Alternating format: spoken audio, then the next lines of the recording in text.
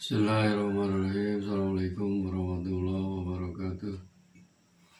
Alhamdulillah nahmaduhu wa nasta'inu wa nastaghfiruh wa na'udzu billahi min syururi anfusina wa min sayyiati a'malina. May yahdihillahu fala mudilla lahu wa may yudlil fala hadiya lahu. Asyhadu an la ilaha illallah wa asyhadu anna Muhammadan abduhu wa rasuluh. Allahumma shalli ala Muhammad wa ala ali Muhammad. Kama shallaita ala Ibrahim wa ala ali Ibrahim wa barik ala Muhammad wa ala ali Muhammad. Kama barakta ala Ibrahim wa ala ali Ibrahim fil alamin innaka Hamidum Majid. Ya ayyuhalladzina ittaqullaha haqqa tuqatih wa la tamutunna illa wa antum muslimun. Wa qala ta'ala fil Qur'anil Karim, a'udzu billahi minasyaitonir rajim. Bismillahirrahmanirrahim. Yasin wal Qur'anil hakim innaka laminal mursalin ala siratin mustaqim tanzilal azizir rahim. Itu diru qauman ma udiru aba'uhum fahum ghafilun. Laqad qala qawlu ala aksarihim fahum la yu'minun. Inna ja'alna fi a'naqihim aghlalan fahiya ila adqani fahum muqmahun wa ja'alna min bayni aydihim saddan wa min khalfihim saddan wa aghshaynahum fahum la yubsirun wa sawa'un 'alaihim a anzartahum am lam tunzirhum la yu'minun. Shadaqallahul adzim. Saudara-saudaraku yang dimuliakan Allah SWT, syukur alhamdulillah kita sampai saat ini masih diberi nikmat oleh Allah, baik itu nikmat jasmani, nikmat rohani, dan nikmat Islam, dan nikmat sehat serta nikmat umur. Mudah-mudahan segala macam nikmat yang telah Allah berikan kepada kita dapat mensyukurinya dengan sebaik-baiknya. Amin ya Allah ya Rabbal alamin. Salawat serta salam mudah-mudahan dilimpahkan kepada Junjungan alam Habibana Nabiyina Muhammad SAW, juga kepada keluarganya, para sahabatnya, dan tidak lupa kepada kita sebagai umatnya. Amin ya Allah ya Rabbal alamin. Saudara-saudaraku yang dirahmati Allah Subhanahu wa taala, pada saat ini saya akan menyampaikan materi dari Al-Quran surat Yasin yang sudah tidak asing lagi bagi kita. Surat Yasin itu surat yang ke-36, ayatnya ada 83 ayat, termasuk golongan surat Makkiyah, diturunkannya sesudah surat Jin. Dinamai Yasin karena dimulai dengan huruf Ya dan Sin, sebagaimana halnya arti huruf-huruf abjad yang terletak pada permulaan beberapa surat dalam Al-Quran. Maka demikian pula arti Yasin yang terdapat pada ayat permulaan surat ini, yaitu Allah mengisyaratkan bahwa sesudah huruf tersebut akan dikemukakan hal-hal yang penting. Antara lain, Allah bersumpah dengan Al-Quran bahwa Nabi Muhammad SAW benar-benar seorang Rasul yang diutusnya kepada kaum yang belum pernah diutus kepada mereka Rasul-Rasul. Pokok isi dari surat Yasin pertama mengandung keimanan, bukti-bukti adanya hari berbangkit. Al-Quran bukanlah syair, ilmu kekuasaan dan rahmat Allah, surga dan sifat-sifatnya yang disediakan bagi orang-orang mukmin, mensucikan Allah dari sifat-sifat yang tidak layak baginya. Anggota badan manusia menjadi saksi pada hari kiamat atas segala perbuatannya di dunia ini. Yang kedua, pokok isinya adalah kisah utusan-utusan Nabi Isa alaihissalam dengan penduduk atau Kiyah dan lain sebagainya adalah di dalam Yasin itu tidak ada faedah peringatan bagi orang-orang yang musyrik.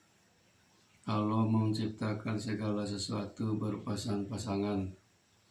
Semua bintang-bintang di cakrawala berjalan pada garis edar yang telah ditetapkan Allah. Ajal dan hari kiamat datangnya secara tiba-tiba.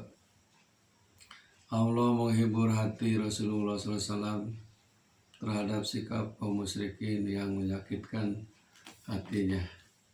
Itulah pokok isi kandungan dari surat Yasin. Saudara-saudaraku yang dirahmati Allah SWT, ayat yang diawali dengan kalimat Bismillahirrahmanirrahim, dengan menyebut nama Allah yang Maha Pemurah lagi Maha Penyayang. Yasin, Al-Quranil Hakim. Allah yang tahu arti dari Yasin. Demi Al-Quran yang penuh hikmah, Allah bersumpah dengan Quran yang penuh hikmah. Quran ini adalah kitab suci umat Islam yang terakhir yang diturunkan kepada Nabi Muhammad SAW sebanyak 30 juz, 114 surat yang diawali dengan surat Al-Fatihah atau surat Ummul Kitab, atau yang disebut Al-Fatihah itu pembukaan. Ayatnya ada 7 ayat. Kemudian Al-Quran diakhiri pada surat yang ke-114, yaitu surat An-Nas yang artinya manusia. Allah bersumpah dengan Quran, demi Al-Quran yang penuh hikmah. Quran ini isinya sangat banyak berhubungan dengan hukum-hukum, baik itu hukum hablum minallah dan hukum hablum minannas. Al-Quran adalah merupakan pedoman hidup manusia. Di dalam Al-Quran surah Al-Baqarah disebutkan, A'udzubillahi minasyaitonir rajim. Bismillahirrahmanirrahim. Syahrul Ramadan alladzi unzila fihil Qur'an hudal linnasi wa bayyinatin minal huda wal furqan. Pada bulan Ramadan Allah menurunkan Al-Quran. Untuk apa? Untuk menjadi petunjuk bagi manusia dan linnas. Wa bayyinatin minal huda wal furqan, dan penjelasan-penjelasan dari berbagai macam petunjuk dan pemisah antara yang hak dengan yang batil, antara yang benar dengan yang salah, antara yang haram dengan yang halal. Itulah fungsi Al-Quran sebagai hudan, petunjuk bagi kita hidup di dunia ini menuju alam akhirat. Quran itu juga sebutannya banyak, bisa disebut adikri, adalah peringatan, hudan petunjuk, asifa penawar obat atau obat. Quran itu disebut juga Al-Quranul Karim yang mulia, Al-Hamid yang terpuji. Nama-nama Quran banyak sekali diabadikan oleh Allah dalam Al-Quran. Allah sumpah dengan Al-Quran karena Quran ini banyak sekali mengandung hikmah, mengandung pelajaran, mengandung berbagai macam hukum. Kita jangan mencari petunjuk selain Al-Quran. Kenapa? Karena kita diciptakan oleh Allah, tinggal di bumi Allah. Petunjuknya harus dari petunjuk dari Allah Subhanahu wa Ta'ala. karena petunjuk Al-Quran ini cocok buat siapapun untuk di dunia menuju alam akhirat. Jangan mencari petunjuk, jangan mencari ajaran selain Al-Quranul Karim. Kemudian ayat ketiganya, innaka laminal mursalin. Sesungguhnya kamu salah seorang dari rasul-rasul. Ini menjelaskan yang dimaksud kamu di sini adalah Nabi Muhammad SAW. Nabi Muhammad SAW itu adalah salah seorang rasul dari yang lain.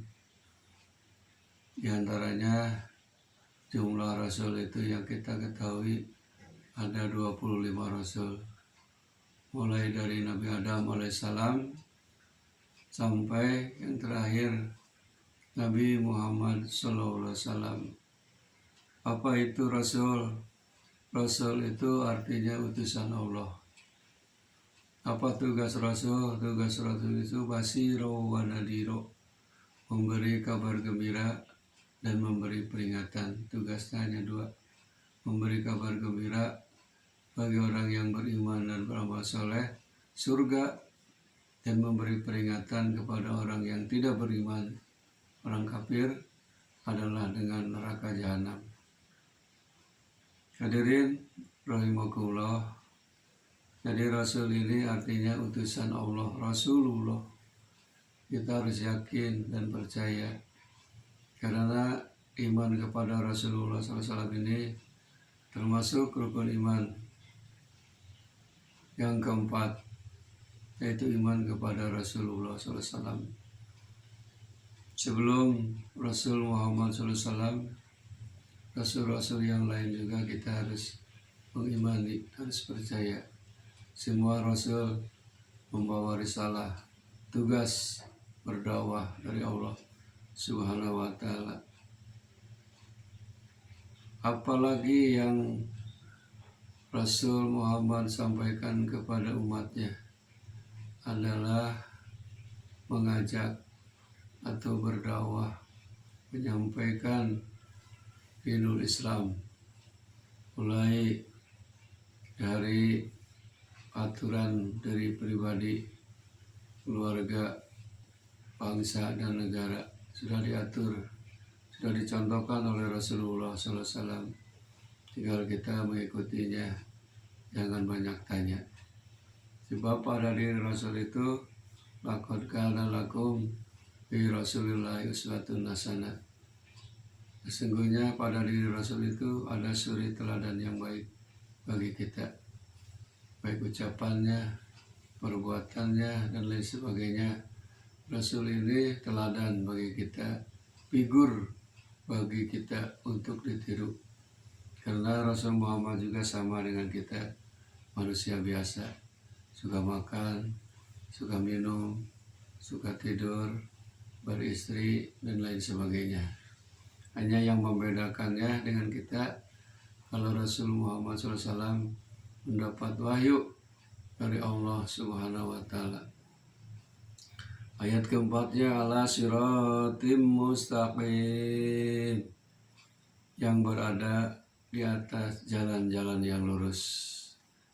Jadi kita hidup ini harus lurus, tidak boleh berbelok-belok, sesuai dengan permintaan kita di dalam sholat dibacakan kalimat ihdinas siratal mustaqim, tunjukilah kami kepada jalan yang lurus. Apa jalan yang lurus itu? Yaitu dinul Islam, agama Islam. Kita alhamdulillah menganut dinul Islam, laksanakan aturan Islam. Sebab Allah berfirman di dalam Al-Quran, udhulu bisilmi kafah, masuklah dalam agama Islam kafah, menyeluruh, tidak dipisah-pisah. Jadi hukum Islam itu jangan ditarik-tarik, yang halal jadi haram, yang haram jadi halal. Sudah ketentuan dari Allah SWT, bahwa Al-Quran ini adalah wahyu Allah, firman Allah yang harus kita taati, yang harus kita resapi, harus kita tafakuri dan tadaburi. Itulah Al-Quran. Karena dengan Al-Quran pasti kita akan dibawa kepada jalan yang lurus, yaitu jalan yang benar-benar diterima oleh Allah, dinul Islam. Ayat kelimanya Tanzilul Azizir Rahim, sebagian wahyu yang diturunkan oleh Yang Maha Perkasa lagi Maha Penyayang. Jadi Al-Quran ini diturunkannya oleh Allah SWT yang punya sifat Al-Aziz. Al-Aziz itu artinya Maha Perkasa. Ar-Rahim, Maha Penyayang. Karena Allah Maha Perkasa, karena Allah Maha Penyayang, maka diturunkanlah Al-Quran bagi makhluknya, khususnya manusia. Supaya apa? Supaya hidupnya ada dalam jalan yang lurus. Tidak boleh mencari jalan yang bengkok. Karena jalan yang bengkok itu adalah jalan togut, jalan setan. Kalau Islam adalah jalannya Shiratal Mustaqim. Malahan ada sebagian ulama, nanti kita di yaumul akhir dalam akhirat, kita akan meniti jembatan antara neraka dan surga yang namanya jembatan Shiratal Mustaqim. Jembatannya kecil, tipis, sebesar sehelai rambut dan tajam bagaikan pedang. Siapa yang bisa melewati itu, selamatlah mereka. Dan siapa yang tidak bisa melewati itu, celakalah mereka. Mudah-mudahan kita nanti di alam akhirat, pas kita meniti Shiratal Mustaqim, jembatan Shiratal Mustaqim, ada dalam selamat, ada dalam ridho Allah Subhanahu wa Ta'ala. Amin ya Allah ya Rabbal Alamin. Saudara-saudaraku yang dirahmati Allah SWT, ayat ke-6-nya, itu diro kaumam ma'udiro aba'uhum fahum ghafilun. Agar kamu memberi peringatan kepada kaum yang bapak-bapak mereka belum pernah diberi peringatan. Karena itu mereka lalai. Jadi tugas Nabi Muhammad sebagai Rasul itu adalah memberi peringatan. Basiro wa nadiro, peringatan nadir. Kalau orangnya disebut mundir, orang yang memberi peringatan. Kepada kaum yang bapak-bapak mereka belum pernah diberi peringatan. Abauhum, nenek moyangnya, karena dulu nenek moyang khusus di kota Mekah bukan menyembah Allah, yang disembah adalah patung berhala di atas Ka'bah. Itulah tugas Nabi Muhammad SAW untuk membersihkan akidahnya dari sifat kemusyrikan kepada ketauhidan, mengesahkan Allah Subhanahu wa Ta'ala. Kenapa? Karena nenek moyang mereka itu ghafilun, lalai.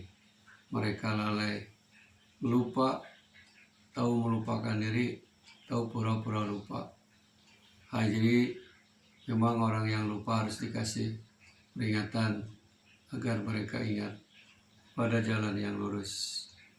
Ayat 7-nya, laqad haqqal qawlu ala aksarihim fahum la yu'minun. Sesungguhnya telah pasti berlaku perkataan ketentuan Allah terhadap kebanyakan mereka karena mereka tidak beriman. Artinya kebanyakan orang-orang kafir pasti mendapat azab karena tidak mengindahkan peringatan Allah.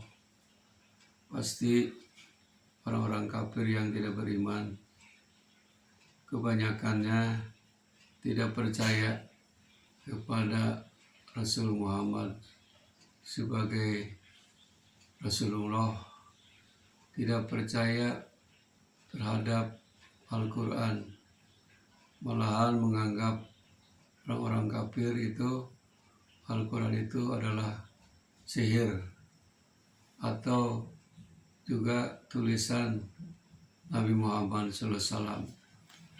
Jadi itulah orang-orang kafir tidak percaya terhadap kitab suci Al-Quranul Karim.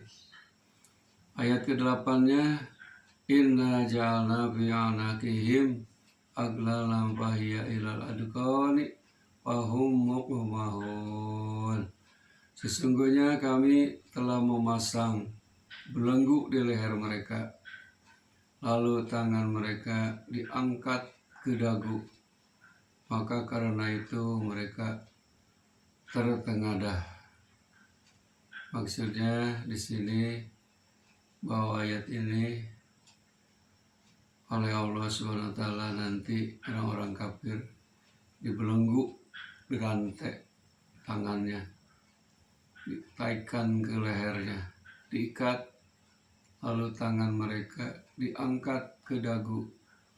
Karena itu mereka tertengadah ke atas, saling tidak percaya kepada Al-Quran. Sekarang pun masih ada orang-orang yang tidak percaya kepada Quran. Malah ada orang yang berani menginjak-injak Al-Quran, membakar Al-Quran, membuang Al-Quran, dan lain sebagainya. Untuk kita sebagai umat Islam, jagalah kesucian Al-Quran ini, karena ini merupakan kitab suci kita. Tidak boleh sembarangan nyimpan, tidak boleh sembarangan megang, tidak boleh sembarangan cara membawanya. Kitab suci Al-Quran ini harus kita jaga. Memang oleh Allah SWT, Quran ini dijaga sampai hari kiamat. Inna nahnu nazzalna dzikra wa inna lahu lahafidun. Sesungguhnya kami menurunkan Quran dan kamilah yang akan menjaganya. Orang yang merubah Al-Quran sedikit banyak pasti akan ketahuan, baik itu dalam harokat, baik itu dalam ayat maupun dalam surat. Ayat ke-9-nya, waja'alna min baini aydihim saddaw wa min khalfihim saddaw wa aghshaynahum wa hum la yubsirun. Dan kami adakan di hadapan mereka dinding, dan di belakang mereka dinding pula, dan kami tutup mata mereka sehingga mereka tidak dapat melihat. Keadaan orang-orang yang tidak beriman kepada kitab suci Al-Quran bagaikan keadaan di hadapan mereka itu ada dinding penghalang, tidak mau melihat Quran, tidak mau membaca Al-Quran. Dan di belakangnya juga sama, begitu ada dinding di belakang mereka, mereka tidak dapat melihat. Nah, jadi orang-orang kafir yang ingkar terhadap Al-Quran bagaikan ada penghalang dinding di depan dan di belakangnya, tidak mau membaca, mendengarnya pun sudah tidak mau. Wasawa'un alaihim a'andartahum am lam tundirhum la yu'minun. Itu ayat 10-nya. Sama saja bagi mereka apakah kamu memberi peringatan kepada mereka ataukah kamu tidak memberi peringatan kepada mereka, mereka tidak akan beriman. Sawaun, sama saja. Dikasih peringatan tidak percaya, dibiarkan sama saja. Itulah orang-orang kafir menghadapi Al-Quran yang disampaikan oleh Rasulullah SAW yang berhubungan dengan dinul Islam. Memang perasaan mereka orang kafir kalau dinasihati dengan agama telinganya biadanihim, ditutup rapat-rapat, tidak mau mendengar ayat-ayat suci Al-Quran, tidak mau mendengar nasihat agama. Itulah sifat orang-orang kafir. Mungkin di antara kita masih ada orang yang tidak senang mendengar bacaan ayat suci Al-Quran, jauhilah. Makanya kita sebagai umat Islam, kalau ada orang yang membaca Al-Quran, di dalam Al-Quran disebutkan apabila Al-Quran dibacakan, wa idza quri'al Qur'anu, apabila Quran dibaca, pastami'u, dengarkan, wansitu, dan resapi, la'allakum turhamun, supaya kalian mendapat rahmat kasih sayang Allah.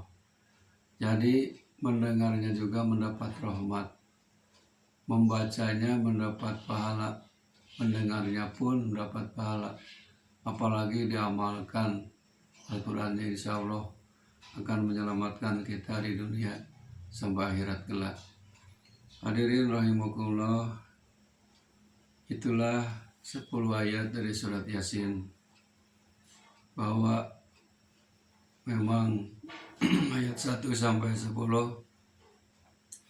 yang berhubungan dengan Rasulullah SAW, yaitu Nabi Muhammad SAW, menerima wahyu yang namanya kitab suci Al-Quran sebanyak 30 juz, dan Quran ini di dalamnya mengandung berbagai macam hikmah, hukum-hukum yang harus kita lakukan untuk membawa kita kepada jalan yang lurus, yaitu dinul Islam. Bagi orang yang kafir, kalau dibacakan Al-Quran, mereka itu bagaikan di depan ada dinding, di belakang ada dinding penghalang, tidak mendengarnya.